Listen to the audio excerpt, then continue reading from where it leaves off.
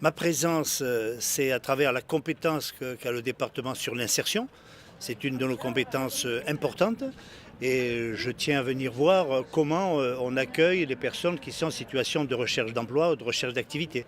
Donc il est tout naturel que je vienne me rendre compte et remercier tous ceux qui sont là en tas d'exposants, d'organismes qui proposent le retour vers l'emploi. Et aujourd'hui, nous sommes à ce forum pour rechercher des profils assistantes de vie, auxiliaires de vie et éducateurs, éducatrices spécialisés. Alors nous avons des offres d'emploi dans la plupart des métiers, je dirais, traditionnels du bâtiment, dans maçonnerie, plomberie, électricité, on a aussi des parqueteurs, donc on recrute niveau ouvrier ou niveau qualifié quand même, hein, par rapport aux demandes des artisans du bâtiment de l'Hérault. Je suis animateur au sein de la Confédération générale de l'alimentation de détail qui regroupe les syndicats des artisans des métiers de bouche, c'est-à-dire boulanger, boucher, pâtissier, charcutier, chocolatier, etc.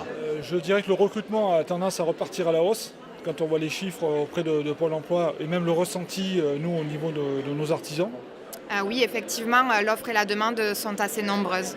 Donc oui, c'est un secteur qui recrute beaucoup. Ce sont des métiers qui recrutent, mais qui recrutent des ouvriers qualifiés, c'est-à-dire qu'il faut qu'ils aient au minimum le CAP, le certificat d'aptitude professionnelle, pour entrer dans ces métiers.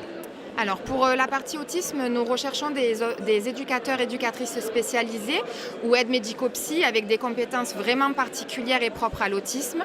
En ce qui concerne l'handicap, on va être sur des personnes diplômées du DEABS, donc auxiliaires de vie sociale. Et après pour les prestations type aide à la personne, personnes âgées et particuliers, des assistantes de vie avec une expérience d'un an minimum peuvent suffire. Donc on peut inciter les demandeurs d'emploi et les jeunes à venir nous voir parce qu'il y a quand même des métiers où ça redémarre. Oui, effectivement, la croissance repart un petit peu. En termes d'insertion, par exemple, je note, moi, qu'il y a quand même 400 entreprises d'insertion qui se créent. Personnes. Parmi ces 400, 80%, au bout de 2 ans, pérennisent leur installation.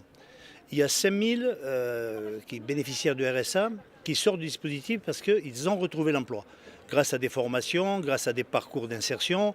Donc on a aussi cette dynamique-là d'accompagnement. On n'est pas simplement en guichet de réception et d'inscription, on est aussi l'accompagnement vers l'emploi à travers un réseau associatif de 125 associations qui sont partenaires du département, justement pour les accompagner.